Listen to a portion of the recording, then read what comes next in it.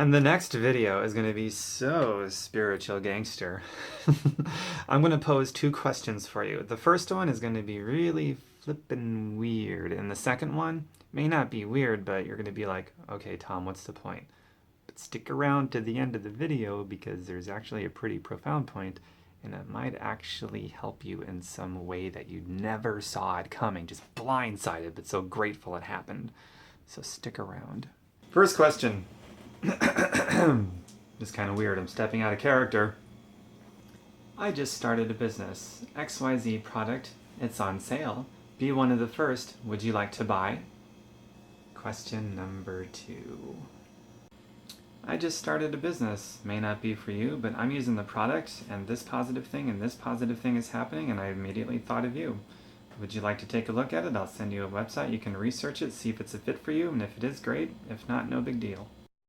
First one is totally creepy, right? And the second one is like, yeah, okay, I'm being honored as a free-thinking person and is totally different from everybody else that got into a business and becomes this person we don't even recognize anymore. Well, let me share something with you, and I'll get to why it could be extremely valuable for you. This is not only the way that most business owners communicate with each other, the first way that's really weird, it's also how we communicate with each other interpersonally in our personal lives, our professional lives, and we wonder why we fight with people, or at the very least, we wonder why we put up mostly resistance with other people. Even if we are totally right about something, we have a great idea that could help somebody, we usually communicate it in a way that just puts up resistance and piques very little curiosity at all, right? And we all know it's true. So here's what I am talking about with the latter example. Now, I have a home business. I started it back in August of 2007, so I've been doing it for a few years now. And at first, yeah, I'm guilty. I did it wrong. I was really desperate. I was in a tough spot, and I have all kinds of reasons for why I did it. But those reasons why I did it, my being almost homeless and all that, was all the more reason not to do it. I just didn't know any better, and I was willing to do anything to correct my situation and not have the possibility of becoming homeless. So that was my scenario back then. But since then, years ago now, I've learned much better ways to do it that's much more authentic, more real, and lines up with the vibration of who I am as a human being. The reason why the first way is really weird and doesn't work anyway is because there is a mismatch between that and our energy, who we are, our authenticity. There's nothing genuine about it. It feels off to receive it. It feels off to be the sender of stuff like that. It just does. It's the way that it is, and you know what I'm talking about. So it doesn't make any sense to do it. When I started doing my home business the right way, more along the lines of the latter, my personal life and my professional life got a lot better. In all areas of my life, I'm raising a lot less resistance, I'm piquing a lot more curiosity, and I'm impacting, because that's what at the end of the day, if you're raising more curiosity with something good and less resistance, then you're creating more impact. If you have a great idea that could create impact, but you never learned how to communicate with people, then it's like, what a terrible waste that is. If you had something that could have helped people, but you never learned how to communicate it properly with people. So I've got this home business. There is not a day that goes by, probably an hour, to be honest with you, where somebody isn't buying something in my organization. Now, I don't ask people to sign up.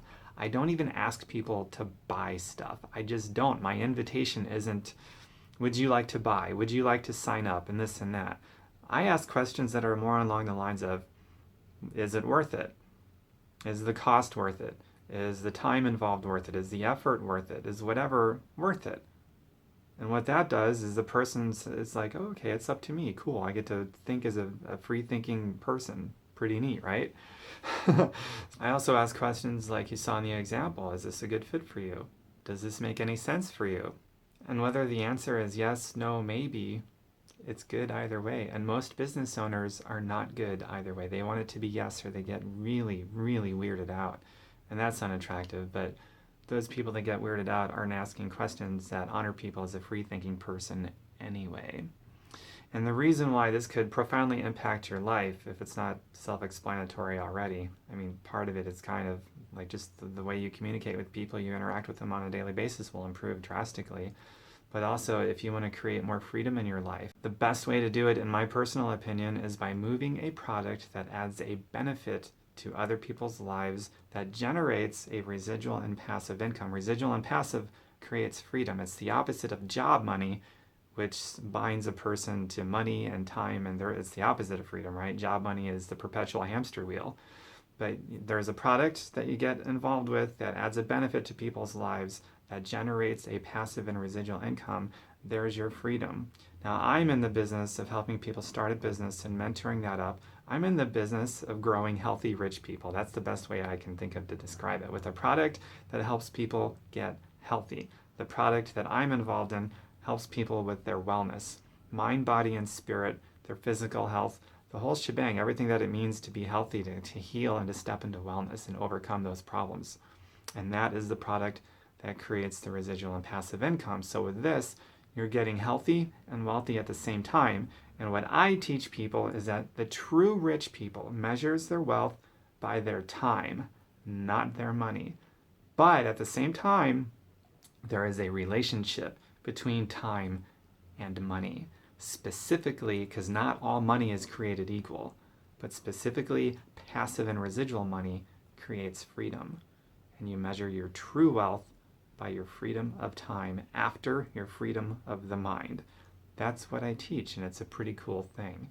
So, preaching or practicing what I'm preaching, whatever that saying is, if you're interested, if you'd like to research this and see if it would be a good fit for you, just let me know. Private message me. Ask me for my profit video, my 30 Days to Profit video, and you can look at it. I actually recorded what I do, like the how-to stuff, so that you can see like what's being done. I've also got a presentation style one. If you want that, just ask for the presentation video. And if you want the how-to video, ask for the how-to video. If you want both, get them both. But I like having the two videos because different people like it, like the information in different ways. But most people I've found really enjoy seeing the how-to stuff because they actually get to see what it's going to look like for them as they envision themselves. Okay, if I do this, what's it going to look like for me? Well, now you can kind of see it because I video recorded it, and it worked out really well. So just ask for it, and if you see it as a good fit for you, if it makes sense for you, then we can do it. And if it doesn't, it's no big deal. Okay? Take care. Thanks for watching.